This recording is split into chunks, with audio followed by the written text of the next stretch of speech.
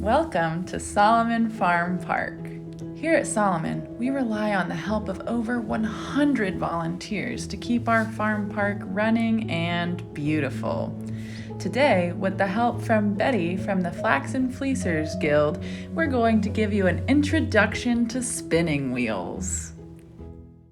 Hello, what I'm going to be talking about today is the process of spinning, and we're going to be talking about spinning wool. But rather than just spinning, we're going to be talking about how you prepare the fiber to get it to the point where you can actually make yarn out of it to create a product such as this sweater that I'm wearing, which was made from hand spun. So what I would like to show you first is just some wool that comes off of a sheep that has been totally unwashed. Now, when we can spin lots of different fibers. We can spin fibers from animals, such as sheep, or alpaca, or llama, or camel, or kiviot, or dog hair, or cat hair. But today we're going to be spinning wool from a sheep. It's the most forgiving fiber, and it's beautiful. So what I have here is fiber that has been unwashed. But you can see that there's lots of different colors from this same animal. So that will make a beautiful product, whatever it is that I will do with that. And then what I have here is some of exactly the same fiber that I've washed. And when spinners wash fiber, they do it in a number of different ways. But what I do is usually take about 4 ounces at a time, put it in this lingerie bag, put it in hot water, and then I use a special product for fibers for washing, but one can just use Dawn if you don't have any special product for washing. And then I just let that sit for about 15 minutes, and then you rinse it. And then you might have to do it again, but then rinse it again. But the thing about preparing fiber is you have to be very careful so that you don't felt this wool. And one of the ways, there are several ways that wool felts. And one is if you change the temperature in the water. If you wash it in hot and rinse it in cold, you're likely to felt it. Or if you use a lot of friction. And what that happens then is that those fibers all cling together, and you do not have an opportunity then to pull them apart and do wonderful things with the fiber like this. This is just beautiful stuff that I'll be able to process. Okay, so once the fiber is washed, then what we do is we can do a number of different things with it. We can card it, or we can comb it. And these nasty looking things are wool combs. And this is a way of preparing fibers the finest way. Then you get beautiful worsted fiber for your spinning. But what I'm going to do today is I'm going to use the hand cards. Okay, and the hand cards are a very traditional way of preparing fiber for spinning. Okay. And what I'm going to do is I'm just going to put a little bit at a time on the hand cards. One of the things that I've noticed when I've gone to festivals and fairs is that people put in way too much. Now, this is a little bit of somebody's breakfast that I don't want in there, so I'll take that out. I'll put that on the hand card. I'll separate this out. And what I'm doing is, if you can see, the end of that has kind of a yellow tip, more breakfast, a little yellow tip on there.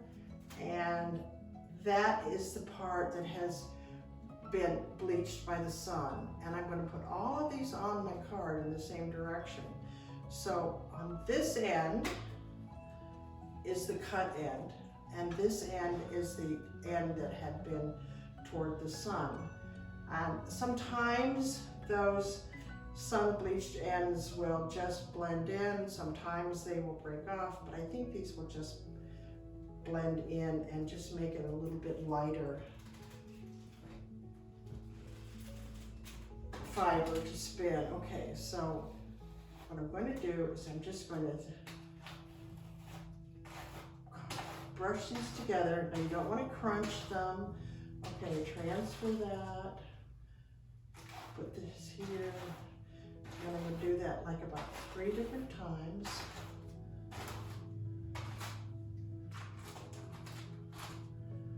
Okay, one more time. And the way I am preparing this fiber, this is called woolen preparation. And what that means is all of those fibers are kind of crisscrossed and are not in the same direction. And that makes it for a very, very lofty fiber. Okay, and now this is called a roll lag, and that's now ready for me to spin. Okay. I've prepared some other fibers. This is a darker wool from a different sheep, and this is a Romney sheep, and then I also have some white fiber from, I think this is Romney as well. I'm not sure what fiber this is, but you can see that there are lots of different colors of fibers that one can spin. And then of course they can be dyed and to make it any color that you want. So I'd like to talk a little bit about the history of spinning. Spinning goes back probably 20 or 30,000 years. We have found evidence, the archaeologists have found evidence of string and fiber that is 20 or 30,000 years old. And what has happened over the years is that the beginning of the spinning process started in China with silk production. And eventually what happens is that every country, every area that has been spinning tries to find a way of spinning faster, because there's always a bottleneck of spinning between spun fiber and amount of fiber that goes to the weaver. So it would take sometimes 20 spinners to spin enough fiber for one weaver. So that means there was a huge home industry. And what happened was people were spinning on spindles for many, many, many years. And somebody decided that if you take your spindle, and this is just a drop spindle, and you turn it on its side, and you put a drive bend on it, and you put that on a big wheel, bigger wheel, that when this wheel goes around, this will go around many, many, many, many times. And so that was developed in China in between 400 and 500 BC. But that technology never reached the wool and flax and cotton industry spinning until about a millennium later. And so, but what happens then is that was developed into the charkha wheel in India, and then the great wheel in Europe during the Middle Ages. And so we have always technology that tries to get more fiber spun within the same amount of time. There was always a push to try to be more innovative and to get more production out of the spinner. And one of the most major moves forward and innovative inventions was the development of the flyer. And that is this horseshoe-shaped piece that is on this wheel. And what happens is that every time that flyer goes around, it puts twist in the fiber. And then with the development then of the treadle, and which the treadle then moves that upright up and down, which turns the wheel, then the spinner is free to use both of her hands for spinning, rather than with the spindle wheel when she had to use one hand to turn the wheel and the other hand to draft the fiber.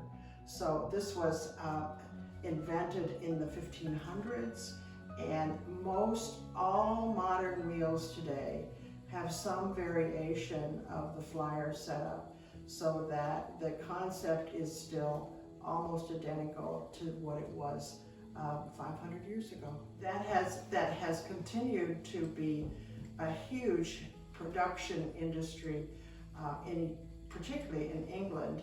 In the mid 1700s, there were like 20 or 30,000 spinners in the city of Manchester alone. So it was a huge cottage industry, and it was the largest employer of any production in England at that point in time. I think we think about the spinner as maybe that picture you've seen of Queen Victoria or Lady Hamilton, and it's just sort of the lady of leisure who is just sitting and spinning. But that isn't the way it was. The women, primarily women,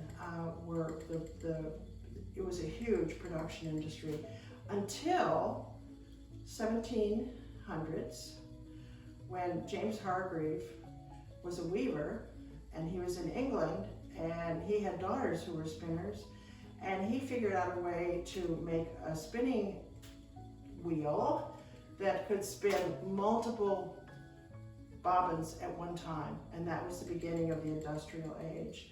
And if you think about the use of a drive band on a spinning wheel, that is the very beginning of, if you think about the engine of a car and the drive band on the engine of a car, that is the same concept. And the Industrial Revolution was begun by this concept of spinning.